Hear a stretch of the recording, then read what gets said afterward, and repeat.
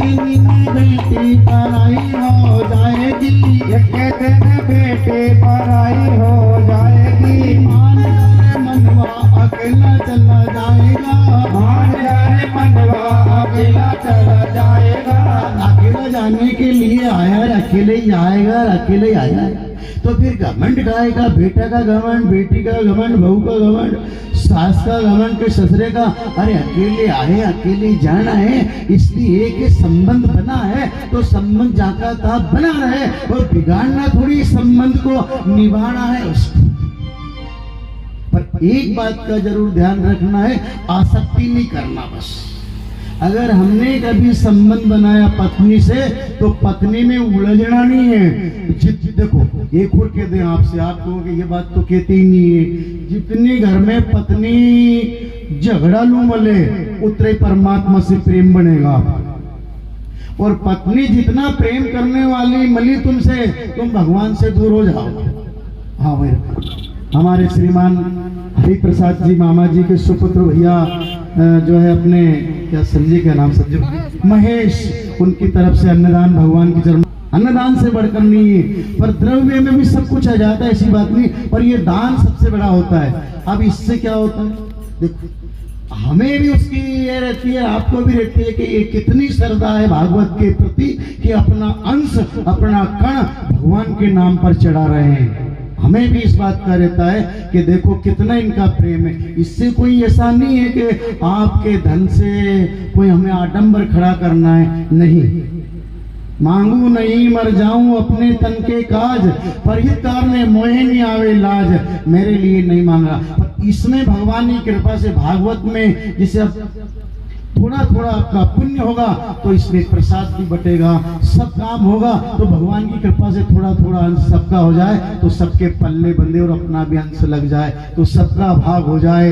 भाग तो है ही हमारे जजमान ने कह दिया कि भागवत है, झंडा गाड़ दिया, आज उनसे ध्वजारोपण करवा दी। आप ध्वजारोपण करो और इधर ध्वजारोपण होगी ये भूमंडल पर, तुम्हारे घर परिवार में भी एक ऐसी ध्वजा बनेगी कि जिंदगी क्या आने वाली पीढ़ी जब मालूम पड़ेगा कि ये काय का प्रभाव है रे, काय की तपस्या है, ये ध्वजारोपण का है कि हमारे माता पिता ने कष्ट सहन करके एक ध्वजारोपण किया था। उस कष्ट का जो फल मिला भोलेनाथ की कृपा से भागवत से, वो आज हमारे निगाह सामने है कि भगवान खूब फले फूले, दूधा खाओ पूता फड़ो, जब फल मिलेगा इसका तो ध्वजारोपण का। आज गोवर्धन की कथा के पहले ध्वजारोपण कर दी। जितनी ध्वजा में लहर पड़ेगी, ये ध्वजा में जितनी लहर जाए, ऐसे धीरे धीरे धीरे धीरे सारा पाप कट जाएगा। पाप तो नहीं किया, पर कहने का है कि जाने अनजाने में हो जाता है, वो पाप कट करके उस ध्वजा के द्वारा, जैसे हम खेती में अनाज बोते, गेहूं बोते, लहसुन बोते, पर एड़ा अपने आप हो जाता है।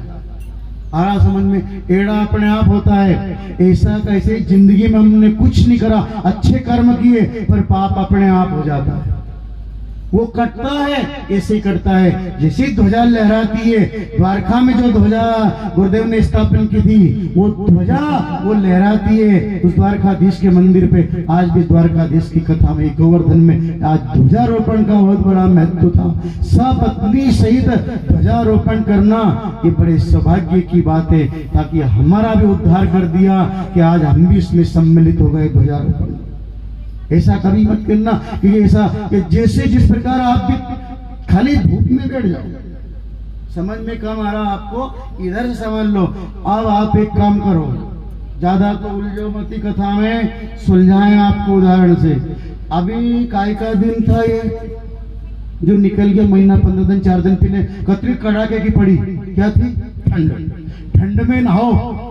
हाँ, तुम भी हजरत मोहम्मद वगैरह बैठे हुए इधर बदरी पर, ध्यान रखना नहीं, तुम निको कि हमसे तो की नहीं, ये सब ध्यान रखना। उस बात को ध्यान रखना कि कितनी जोरदार कड़ाके की ठंड थी, उसमें साबन से नहाओ, शैम्पू से नहाओ, तुम्हारा मन पड़े जैसे खपरा भी खूब रगड़ो, टाप खपरा खूब रगड़ा, निकले मेल ही नहीं निकले भले लोही लान हो जाए कि कई बात है, घणो कशो खबर है पर मेल नहीं ट्यो साहब। और जरा सा तावड़ा में बैठ जाओ, अब तावड़ा में बैठा नहीं कि धीरे धीरे